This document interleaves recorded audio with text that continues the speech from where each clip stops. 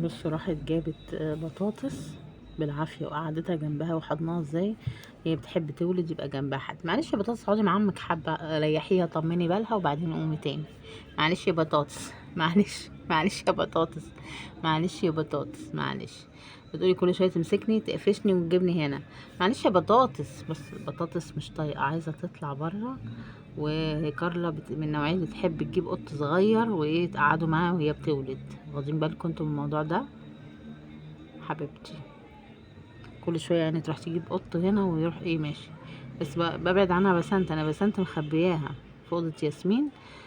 علشان هي بتروح تمسكها وانتوا عارفين ان بسنت عندها مشكله في الرئه.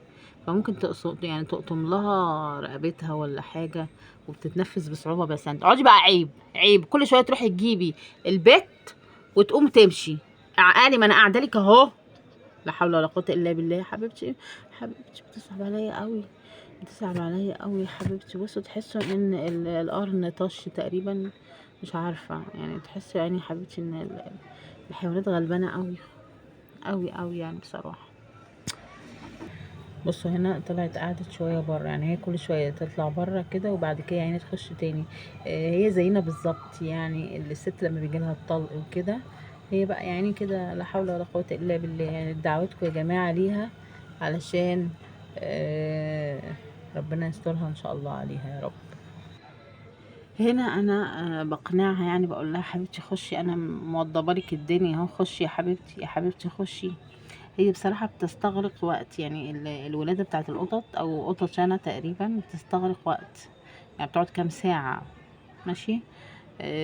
فكده هضطر ان انا اخد معاها السهرية لان احنا كمان شويه كده يعني مفيش العشاء خلاص هتبدأ. وهي بقى هتاخد لها في وشها كام ساعة الله اعلم يعني الله اعلم.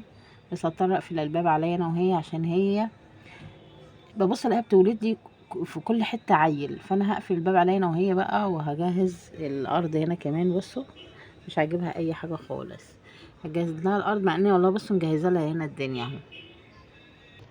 كل شويه بقى تلف في الاوضه تلف الشقه وتيجي هنا تاني. ومش عارفه اعمل ايه بصراحه.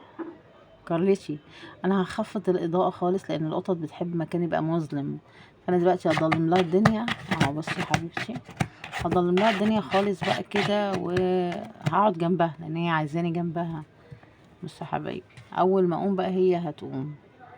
فمش عارفه اعمل ايه. هجيب بقى كوبايه شاي واقعد هنا وهناخد السهرية مع بعض انا وكارليتي. دعوه من قلبكم يا جماعه ربنا يقومها بالسلامه يا رب ويديني عيال شبهها ان شاء الله ويبقوا شبه ستهم. اوكي انا كنت لسه منزله فيديو يعني من شويه على الموضوع بتاع كارلا ده. ماشي. يلا سيبكم على خير حبيباتي وربنا معاكي يا كارليتي. يلا السلام عليكم يا حبايبي.